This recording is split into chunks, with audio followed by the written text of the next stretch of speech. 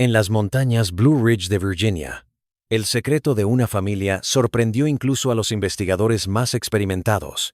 En 1912, el sheriff Thomas Compton descubrió una verdad macabra que había permanecido oculta durante más de una década en el condado de Wise. Eliza Goins, una matriarca viuda, los controló con un fervor religioso que los convenció de que su sangre fue elegida. Para conservarlo intacto, les mandó que se casaran con ella. La verdad se descubrió cuando se hallaron restos de bebés engendrados por estas relaciones incestuosas debajo del ahumadero. ¿Cómo pudo sobrevivir esto en una sociedad tan conectada? ¿Qué lo rompió? Suscríbete para más historias perdidas y dinos tu hora local en los comentarios. En el otoño de 1898, el condado de Wise, Virginia, era una tierra de montañas como muros de fortaleza, de carbón bajo crestas de piedra caliza y de pueblos aislados por millas de naturaleza salvaje. Las montañas Blue Ridge habían estado allí durante siglos. Sus hondonadas y barrancos tan salvajes que un hombre podía perderse en ellos y nunca volver a ser visto. Era una tierra minera, de auge y caída en túneles subterráneos, de hombres que trabajaban 12 horas por día por un salario que apenas mantenía a sus familias, de buscadores y especuladores que llegaban de toda la costa este, atraídos por la promesa de riqueza mineral. La capital del condado quedaba un día completo a caballo de los asentamientos más alejados, y entre ellos la ley era a menudo la que un hombre podía hacer con sus propias manos. Fue en una de estas hondonadas solitarias, en un lugar que los lugareños llamaban Goins Ridge, donde una familia se había abierto camino fuera de la vista de sus semejantes. Los Goins eran una familia local. No eran nada fuera de lo común, salvo por ser trabajadores mineros de carbón. Pero eso cambió en 1878, cuando Samuel Goins, el patriarca, murió en un accidente en las minas que derrumbó medio pozo y se llevó a 3 hombres con él. Su esposa Eliza quedó viuda y con 3 hijos pequeños que mantener.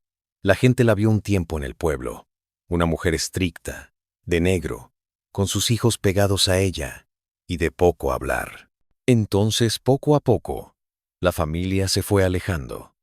Los muchachos dejaron de ir a la escuela de una sola habitación. Eliza dejó de ir a la tienda general. Los cazadores que se acercaban demasiado a la propiedad familiar dijeron que fueron encontrados por los hijos mayores, ahora hombres de unos 20 años, quienes les dijeron directamente que se fueran. Los Goins no deseaban relacionarse con el mundo. Y el mundo, acostumbrado a respetar el aislamiento de una familia, los complació. La primera desaparición, que luego se asociaría con la cresta, ocurrió a fines del verano de 1898. Un topógrafo geológico llamado Martin Hayes había sido contratado por una empresa de carbón para mapear posibles lugares de minería en la parte occidental del condado. Era un hombre sistemático, soltero de Richmond, que escribía cartas semanales a su hermana. Cuando las cartas cesaron y Hayes no volvió a su pensión, el dueño fue a investigar. El dueño dijo que Hayes había dicho que iba a las montañas, a las cimas donde vivía poca gente. Se hizo una búsqueda rápida, pero la naturaleza era amplia, y Hayes no era de por aquí. La suposición común, murmurada entre café y whisky, era que se había perdido en las montañas. Tal vez se había caído por un precipicio mientras levantaba pesas, tal vez lo había atacado un oso, tal vez simplemente había encontrado otro trabajo y no se había molestado en avisar a nadie. Los hombres se perdían en estas montañas. Era una realidad. 4 años después, en la primavera de 1902, otro hombre desapareció. El reverendo Jacob Whitmore era un predicador itinerante que viajaba por las comunidades remotas del condado de Wise, predicando las escrituras y el bautismo a las familias que vivían demasiado lejos de una iglesia. Era famoso por ser amable, por dormir en graneros y por tomar cualquier pequeño pago que las familias pudieran dar. Lo habían visto una mañana de domingo trepando el sendero de la cresta, su Biblia bajo el brazo, explicándole a un granjero que iba a visitar a algunas familias en las tierras altas. Nunca volvió al valle. Su desaparición consternó al pueblo más que la de Hayes, ya que Whitmore era un hombre de Dios, querido por todos. Las búsquedas peinaron los caminos, pero no hallaron nada. Finalmente el consenso fue un accidente fatal. Tal vez se había caído o enfermado en algún lugar remoto donde su cuerpo nunca sería encontrado. Para 1908, Ya habían desaparecido 5 hombres, en el mismo tramo de carretera de montaña. Todos se habían esfumado sin dejar rastro, todos atribuidos a los peligros de la naturaleza. Y en una pequeña oficina en la sede del condado, el sheriff Thomas Compton se sentó en su escritorio, un libro mayor abierto ante él, estudiando el patrón que solo él parecía notar. El sheriff Thomas Compton tenía 60 años en 1908. Era un hombre que había portado la insignia durante casi 30 años y conocía los códigos invisibles de las montañas. Sabía que la gente del condado de Wise resolvía sus propios problemas, que confiaba más en sus vecinos que en cualquier hombre de la ley, y que meterse en los asuntos de otra familia se consideraba no solo de mala educación, sino peligroso. También sabía que 5 hombres desapareciendo en el mismo tramo de 10 millas de carretera en 10 años no era una coincidencia, por mucho que la gente quisiera decir que lo era. Pero saber y probar eran cosas distintas, y un sheriff rural en 1908 no tenía mucho que ofrecer. Compton inició su investigación de la única forma que sabía, hablando. Galopó hasta los pequeños campamentos dispersos en las faldas de la cresta, charlando con familias que habían residido allí durante generaciones. Lo que encontró fue un muro de silencio, salpicado de advertencias ambiguas. Los Goens eran raros, le dijeron. Se mantenían para sí mismos. Los hijos eran hombres salvajes e indómitos que no toleraban la presencia de extraños. La anciana Elisa era extraña, siempre citando las escrituras de una manera que no parecía encajar. Los cazadores habían sido amenazados. Un vendedor ambulante había sido expulsado de la propiedad a punta de pistola. Pero nadie había visto nada. Nadie había visto un crimen. Los desaparecidos simplemente habían entrado al monte y nunca habían salido. Le podía ocurrir a cualquiera en estas tierras. En el otoño de 1908, Compton viajó él mismo a la granja de los Goen. La casa estaba al final de un camino angosto que serpenteaba a través del bosque, siempre hacia arriba, hasta llegar a un claro rodeado de pinos gigantescos. La cabaña era sólida, hecha de troncos tallados a mano, con chimenea de piedra y algunas dependencias, como ahumadero y granero. Mientras Compton se acercaba a caballo, 3 hombres salieron de la cabaña y se colocaron uno al lado del otro en la puerta. Eran hombres altos, corpulentos, barbudos, con miradas penetrantes. Detrás de ellos, en la sombra de la cabaña, había una mujer vestida de negro. Compton se identificó y dijo que estaba investigando las desapariciones de varios hombres que fueron vistos por última vez viajando por aquí. Los hijos no dijeron nada. Fue la esposa, Elisa Goens, quien finalmente dio un paso adelante. Era una mujer hermosa para su edad, de rasgos angulosos y porte autoritario. Habló en voz baja y controlada, diciéndole al sheriff que no habían visto forasteros, que no querían problemas y que no era bienvenido en sus tierras. Cuando Compton repitió su pregunta de si podía ver la propiedad, los 3 hijos se acercaron, formando una pared silenciosa de músculo y amenaza. Elisa repitió su negativa con una pequeña sonrisa que no alcanzó sus ojos. La ley exigía una orden judicial para esa búsqueda, le recordó, y sin sospecha de un delito, no tenía ninguna razón para conseguir una. Ella tenía razón, y ambos lo sabían. Compton dejó la cima ese día, con una sola convicción, creciendo en su mente. El mal estaba en ese claro. Pero la convicción no era prueba. La tierra de los Goins abarcaba kilómetros en todas direcciones, miles de acres de bosque, barrancos y cuevas, donde un cuerpo podía yacer sin ser molestado durante siglos. No tenía testigos, no tenía cuerpo, no tenía nada, y una comunidad que prefería olvidar a los hombres perdidos antes que averiguar qué les había ocurrido. La investigación se estancó, se enfrió, y se convirtió en otro caso sin resolver que atormentaría al viejo sheriff durante años. Guardó el archivo en su escritorio, revisándolo de vez en cuando, esperando la oportunidad que nunca llegó, o eso pensó, hasta la primavera de 1912. En abril de 1912, un vendedor llamado Edmund Pierce partió de Richmond con una carreta llena de herramientas y mercancías para el hogar en su ronda estacional de primavera por los pueblos de montaña del suroeste de Virginia. Pierce era una cara familiar en la ruta. Un tipo amigable de 42 años que había estado viajando durante 15. Era inconfundible con su sombrero bombín marrón, que su esposa le había regalado y que llevaba en cualquier condición climática, y por su forma de ser tan sociable que lo acogían en las granjas más remotas. Llevaba diarios detallados de viaje y escribía a su esposa desde cualquier pueblo que tuviera correo cada pocos días. Cuando pasaron 2 semanas sin saber de él, cuando no apareció en sus paradas regulares en la parte oriental del condado, su jefe llamó a la policía. El sheriff Compton recibió la noticia con un escalofrío familiar. Pierce había sido visto por última vez en una tienda general al pie de la cresta, diciéndole al dueño que iba a visitar a algunas familias en las montañas antes de dirigirse al este. Eso le puso en la misma carretera en la que otros 5 hombres habían desaparecido en los últimos 14 años. Pero esta vez era diferente. Pierce no era un topógrafo solitario ni un predicador errante. Era un hombre de negocios con un jefe al que responder, con una esposa que escribió a la oficina del gobernador, con contactos que no podían ser ignorados. La presión sobre Compton para entregar resultados fue inmediata. El sheriff lideró partidas de búsqueda y rastreó durante semanas los senderos y barrancos cercanos a la cresta, pero las lluvias de primavera habían sido fuertes ese año y habían lavado cualquier rastro o señal de paso. Interrogó a todos los que vivían a 10 millas de donde Pierce había sido visto por última vez y obtuvo las mismas respuestas inútiles que había oído durante años. Nadie había visto al vendedor, nadie sabía nada. La investigación parecía unirse a todas las demás en el archivo cerrado, una familia sin respuestas, hasta que un joven cartero llamado Thomas Brennan llegó a la oficina del sheriff a principios de junio. Brennan tenía 23 años y había estado cargando el correo a lo largo de la ruta de la cresta solo durante 8 meses, habiendo asumido el trabajo de un anciano que se había retirado. Se sentó frente a Compton, retorciendo su sombrero en sus manos, incómodo con lo que tenía que revelar.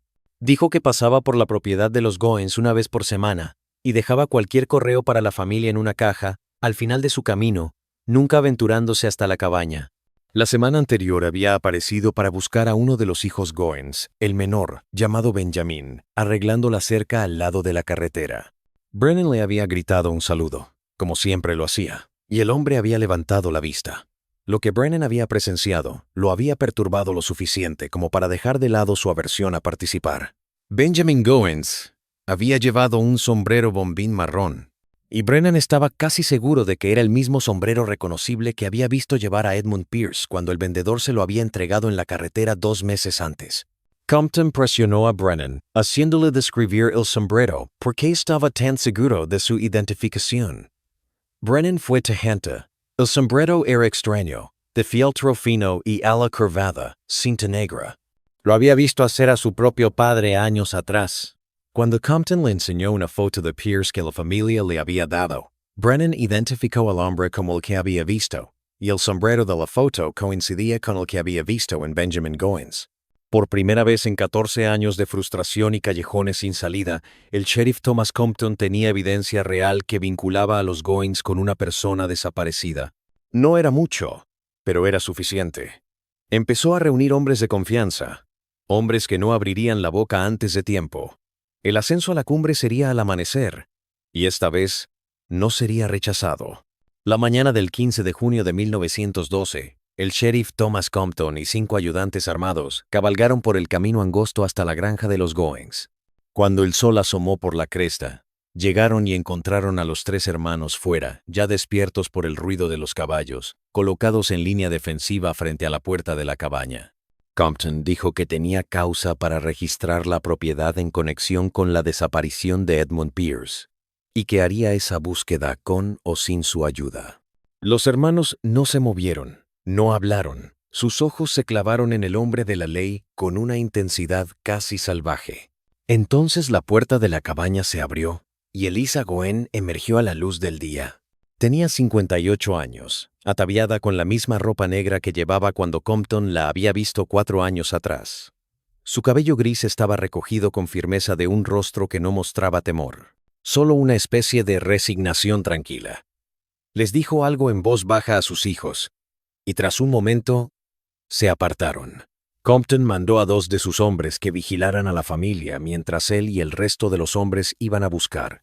Lo que descubrirían en las horas siguientes desafiaría incluso las sospechas más oscuras que los habían traído allí. El primero llegó en 20 minutos. El asistente James Harland, recorriendo el perímetro de la propiedad, Observó un lugar detrás del ahumadero donde la tierra parecía recién removida. Las lluvias de primavera habían arrastrado parte de la tierra, y lo que parecía tela se asomaba por debajo. Compton mandó cavar, y en una hora habían desenterrado el cuerpo de un hombre a menos de 3 pies de profundidad. El cadáver estaba muy descompuesto, pero aún vestía parte de un traje.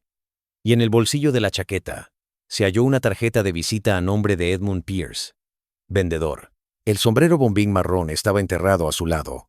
En el interior, la cabaña era sorprendentemente ordenada pero espartana, sin pertenencias personales a la vista. En la habitación de Elisa, debajo de una tabla suelta en el suelo, el asistente Harlan desenterró un pequeño cofre de madera cerrado con un candado. Al forzarlo, el cofre contenía objetos que claramente no eran de la familia Goens. Había un reloj de bolsillo de plata, grabado con las iniciales de Martin Hayes, el topógrafo desaparecido en 1898. Había un par de gafas de montura de alambre en un estuche con el nombre de un óptico de Richmond. Había un relicario de mujer con una foto, pero no había ninguna mujer desaparecida. Había 4 carteras distintas. Hacía tiempo que habían sacado sus documentos y su dinero, pero el cuero aún llevaba grabados los nombres de sus antiguos propietarios. Pero la evidencia más condenatoria se descubrió cuando el ayudante Samuel Croft, mientras registraba el ahumadero donde una vez se curó y almacenó la carne, notó que algunas de las tablas del suelo sonaban huecas al pisarlas. Cuando se levantaron estas tablas, los asistentes se encontraron ante un pequeño hueco subterráneo. Y allí, envueltos en harapos podridos, estaban los restos esqueléticos de 2 bebés. Los huesos eran diminutos y delicados, los cráneos del tamaño de manzanas, e incluso los policías endurecidos por la muerte en sus muchas formas se quedaron sin palabras mientras recogían cuidadosamente los pequeños restos a la luz. Compton emergió del humo y se dirigió lentamente hacia el banco donde Eliza Goins estaba sentada, sus hijos ahora esposados, con sus rostros pálidos por el shock. Le contó lo que habían descubierto y le exigió que explicara cómo llegaron a estar enterrados debajo de su ahumadero los cuerpos de 2 bebés. Su respuesta lo congelaría de por vida. Ella lo miró con ojos sin arrepentimiento, sin miedo, solo con una extraña calma, y le dijo que esos niños eran afortunados, que eran las almas más puras que jamás habían nacido, y que todo lo que había hecho había sido por el plan de Dios para su familia. En los días que siguieron a los arrestos, Eliza Goen se sentó en una celda en la cárcel del condado de Wise y conversó abiertamente con el sheriff Compton, no como una prisionera en busca de indulgencia, sino como una profeta revelando la verdad divina a los ciegos. Le contó que tras la muerte de su marido, había tenido una visión mientras rezaba el Génesis. Una revelación de que las prohibiciones del Antiguo Testamento sobre el incesto habían sido malinterpretadas por eruditos corruptos que pretendían diluir las líneas puras, elegidas por Dios. Ella consideraba que su familia llevaba una sangre sagrada que debía proteger de cualquier mezcla de sangre extranjera, y que era su obligación como matriarca el protegerla. Había persuadido a sus hijos, aislados y totalmente dependientes de ella desde la infancia, de que debían casarse con su propia madre para preservar la pureza de la familia, y ellos habían obedecido ciegamente. Los viajeros desaparecidos, dijo con una inquietante calma, habían sido sacrificios necesarios. Cada varón que había pisado sus tierras, o que había preguntado demasiado por su solitaria forma de vida, había sido una amenaza para su misión sagrada. Los asesinatos no habían sido maldad en su mente, sino defensa, castigo, por una ley superior que ningún tribunal humano podía comprender. Ella narró cada asesinato con el desapego de quien describe tareas domésticas de rutina, cómo sus hijos atraían a los hombres con promesas de refugio o empleo, cómo los sometían y cómo se deshacían de los cuerpos en el bosque. Sobre los bebés hallados bajo el ahumadero, habló con un respeto que heló la sangre de Compton. Estos hijos que tuvo con sus propios hijos eran las cosas más santas que había creado, pero sus cuerpecitos no habían resistido. Los había enterrado con oraciones y ritos, y creía que sus almas habían ido directamente al cielo como las más limpias ofrendas. El juicio se abrió en agosto de 1912 y se convirtió en una sensación mediática, con periodistas que acudieron en masa desde Richmond y Washington. El Palacio de Justicia estaba repleto a diario de espectadores que acudían a ver a la mujer y a sus hijos que habían cometido actos tan inimaginables que muchos apenas se atrevían a susurrar los detalles. Caleb y Josiah Goins Se sentaron en silencio durante todo el procedimiento, leales a su madre hasta el final, mientras la evidencia en su contra se acumulaba. Se negaron a declarar en su propia defensa. Se negaron a incriminar a Eliza y no mostraron emoción mientras un testigo tras otro describía los horrores que habían descubierto en su propiedad. El menor, Benjamín, había enfermado tras su detención. Sus pulmones, destrozados por la tuberculosis, lo mataron en su celda antes de que terminara el juicio, aún defendiendo la inocencia de su madre en su último aliento. La fiscalía fue presentando las pruebas materiales una tras otra. El cadáver de Edmund Pierce con el cráneo destrozado por un golpe en la nuca, los objetos personales de al menos otras 4 víctimas que había en el cofre cerrado, los restos de los bebés que los médicos forenses determinaron que habían nacido vivos y habían muerto a los pocos días. Pero la mayor evidencia vino de la propia Eliza, su confesión leída en su totalidad a una sala que se quedó en silencio. Sus palabras mostraron una mente tan distorsionada por el aislamiento y el delirio que había inventado toda una teología para racionalizar lo imposible, y había impuesto esa teología con tal autoridad que había sometido por completo a 3 hombres adultos a su voluntad. El jurado deliberó durante menos de 3 horas. Caleb y Josiah Goins fueron condenados por 7 asesinatos en la horca. Eliza Goins fue hallada culpable en todos los cargos, pero el juez, tras oír a los médicos que la habían examinado, la declaró legalmente loca y ordenó su reclusión en el Hospital Estatal del Suroeste en Marion, Virginia, donde pasó el resto de su vida. Ella no reaccionó ante el veredicto, repitiendo hasta el final que la historia la absolvería, que las futuras generaciones reconocerían la santidad de su misión. Caleb Goins fue ahorcado el 2 de noviembre de 1912. Josiah le siguió a la horca 3 semanas después. Ambos murieron en silencio, sus últimos momentos tan leales a su madre como lo habían sido sus vidas.